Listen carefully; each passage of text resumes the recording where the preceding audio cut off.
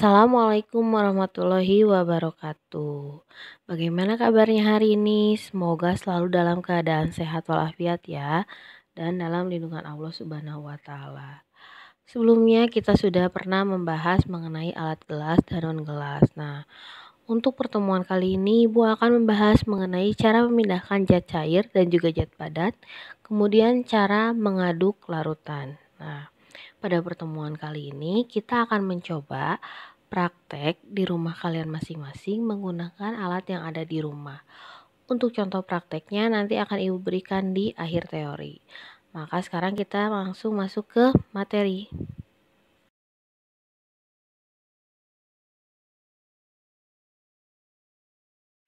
Untuk materi pertama kita masuk ke memindahkan zat cair.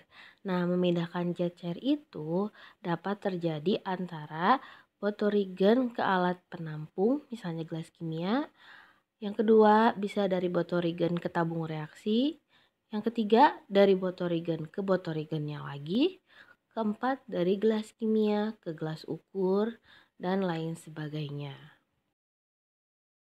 Berikut adalah langkah-langkah menuangkan zat cair. Langkah pertama yang harus kalian lakukan yaitu membuka tutup botorigen. Nah, yang namanya zat cair semuanya rata-rata disimpan di dalam botol rigen. Setelah dibuka tutup botolnya, tuangkan larutan tersebut ke dalam gelas kimia terlebih dahulu. Baru kalian bisa mengukurnya menggunakan gelas ukur. Nah, pada saat kalian menuangkan larutan ke dalam gelas kimia, pastikan label tertutup oleh tangan. Tujuannya apa? Agar tidak terjadi kerusakan label karena adanya tetesan zat cair. Nah, untuk posisi gelas kimianya, pastikan gelas kimia dalam posisi miring saat mengalirkan zat. Begitu pula ketika kalian memindahkan zat cair tersebut dari gelas kimia ke gelas ukur. Miringkan gelas ukurnya baru dituangkan zat cairnya.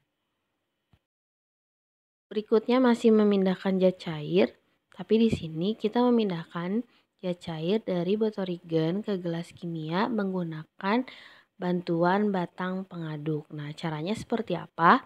Yang pertama, gelas kimianya kalian simpan di atas meja, kemudian ke dalam gelas kimia itu di atasnya kalian simpan batang pengaduk. Nah, batang pengaduknya itu posisinya miring ya.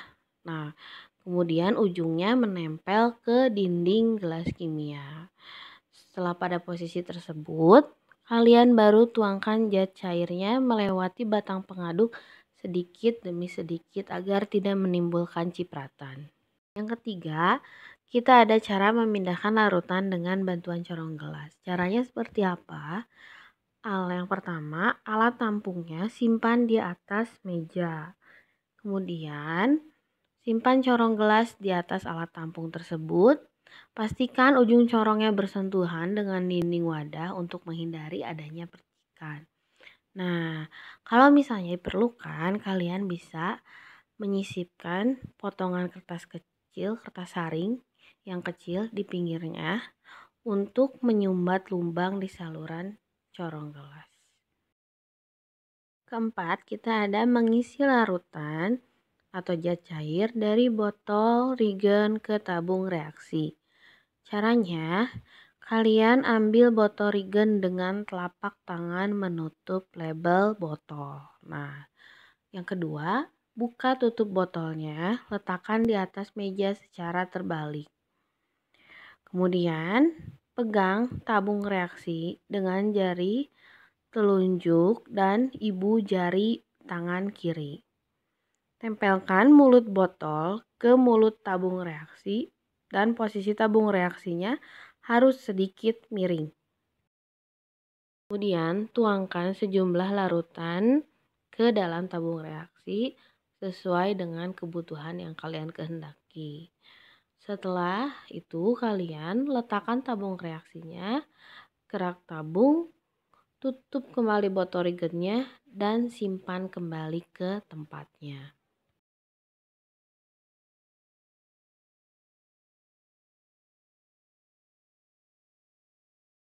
Berikutnya kita masuk ke cara memindahkan zat padat.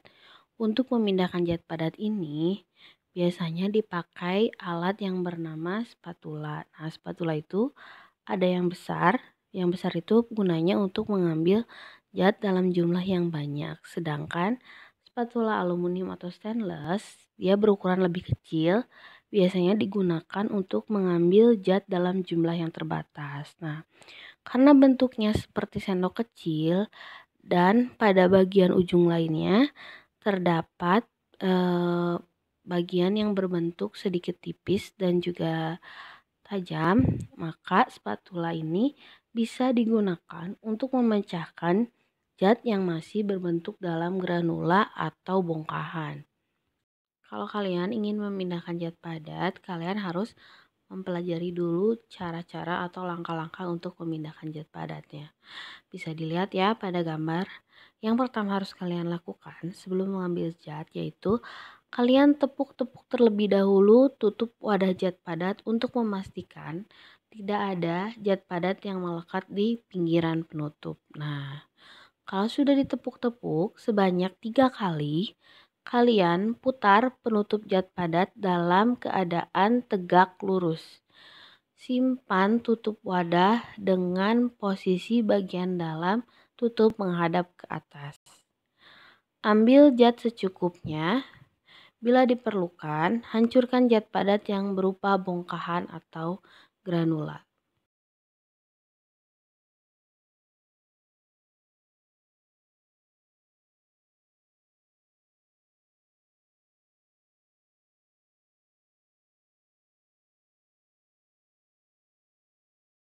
Sekarang kita masuk ke materi cara mengaduk larutan. Yang pertama, kita akan membahas mengenai mengaduk pada gelas kimia.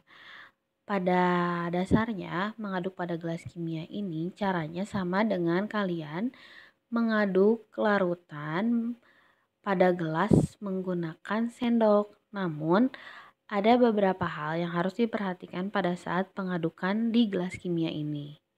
Yang pertama yaitu kestabilan pada saat mengaduk. Kemudian, batang pengaduk diusahakan tidak sampai berbenturan dengan dinding dan dasar gelas kimia. Nah, jadi kalau kalian mengaduk larutan pada gelas kimia, tidak boleh sampai menimbulkan suara, yaitu mengocok tabung reaksi. Nah, untuk mengocok tabung reaksi ini caranya kalian harus memegang leher tabung reaksi dengan cukup kokoh, lalu menepuk-nepukkan tabung reaksi pada telapak tangan yang lain secara perlahan-lahan. Nah, untuk cara mengocok tabung reaksi ini, Ibu pernah tampilkan di video tentang materi alat tampung. Jadi, kalian bisa lihat kembali pada materi tersebut. Dan menggoyang Erlenmeyer atau mengaduk pada Erlenmeyer. Caranya kalian harus pegang leher Erlenmeyernya dengan cukup kuat. Jadi yang dipegang leher Erlenmeyernya ya. Kemudian putar searah jarum jam dan pastikan goyangan yang Anda lakukan tidak membuat cairan dalam labu Erlenmeyer meluap keluar. Jadi goyangkannya perlahan-lahan. Yang terakhir kita ada cara mengocok labu polimetrik. Nah, atau biasa kalian kenal dengan nama labu ukur. Caranya, pertama pegang leher labu dengan 4 jari, di mana jari telunjuk kalian yang akan menekan tutup labunya. Kemudian kocok dengan arah naik turun sebanyak 15-20 kali sampai larutan tersebut homogen. Jika kalian memakai alat ini, jangan menukar tutup labu satu dengan labu yang lainnya. Tujuannya untuk mempertahankan kemampuan kedap dari setiap labu. Jadi, kalau misalnya kalian tukar alat ini bisa saja nanti labu ukurnya tidak bisa dibuka ataupun pada saat dikocok bisa saja bocor. Nah, untuk materi hari ini sudah selesai. Ibu akan memberikan kalian tugas, tapi bukan dalam bentuk tes tertulis atau latihan soal.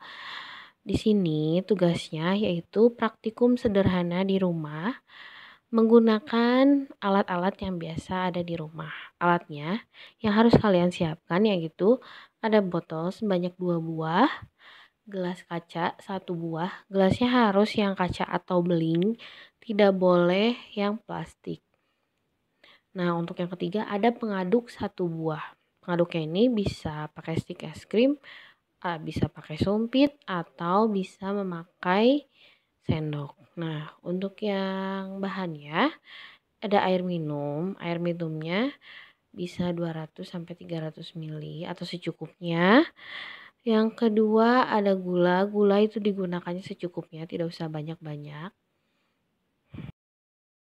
Ini adalah praktikum yang harus kalian laksanakan di rumah. Nah, yang pertama yang harus kalian lakukan yaitu memindahkan zat padat yaitu gula ke dalam gelas. Kemudian kalian tambahkan juga air ke dalam gelas yang berisi gula tersebut. Setelah ditambahkan air, kalian aduk. Aduknya kalian bisa lihat caranya di pengadukan dengan gelas kimia. Jadi tidak boleh menimbulkan suara. Nah, kalian aduk sampai larutan gula tersebut larut. Apabila gula tersebut sudah larut, kalian pindahkan larutan gula tersebut ke botol. Caranya kalian bisa lihat pada materi. Kemudian, apabila telah dipindahkan ke botol, kalian pindahkan lagi ke botol yang satunya. Nah, praktek ini kalian rekam di HP kalian, kemudian kirimkan ke GC atau grup WhatsApp. Nah, tapi sebelumnya pada awal video kalian harus menyebutkan nama dan kelas kalian. Sekian untuk hari ini. Untuk contoh praktikum akan Ibu share di grup WhatsApp. Terima kasih.